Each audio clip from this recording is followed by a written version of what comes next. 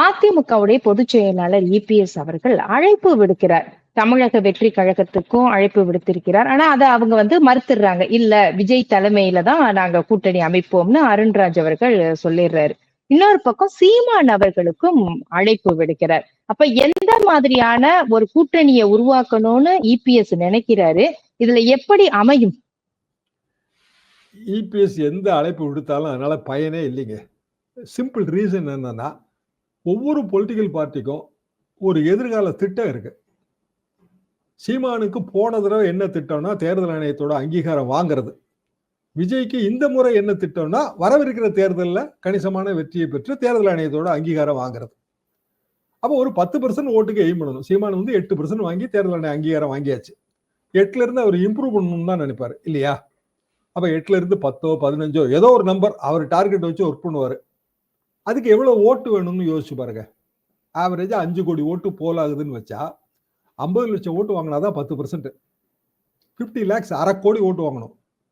20% ஓட்டு வாங்கணும்னா 1 கோடி ஓட்டு வாங்கணும். அதிமுக வாங்கின ஓட்டே 1.25 கோடி தான். திமுக வாங்குற ஓட்டே 1.25 கோடிக்கு கொஞ்சம் கூட, அவ்வளவுதான்.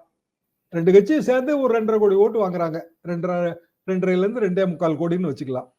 அப்போ 1 கோடி ஓட்டு வாங்குறதெல்லாம் பெரிய திட்டம்.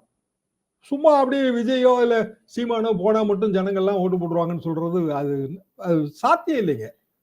ஆனா அதிமுக கூட்டணிக்கு எப்படி வருவாங்க? அவங்க கையிலே ஓட்டு இருக்கு. இப்போ விஜயகாந்த் 27 லட்சம் ஓட்டு வாங்கினாரு. எப்போ? 2006 முதல் சட்டமன்ற தேர்தல். இப்ப 2026 இவருக்கு முதல் சட்டமன்ற தேர்தல் விஜய்க்கு. 2009 விஜயகாந்துக்கு 2வது தேர்தல் பாராளுமன்ற தேர்தல்.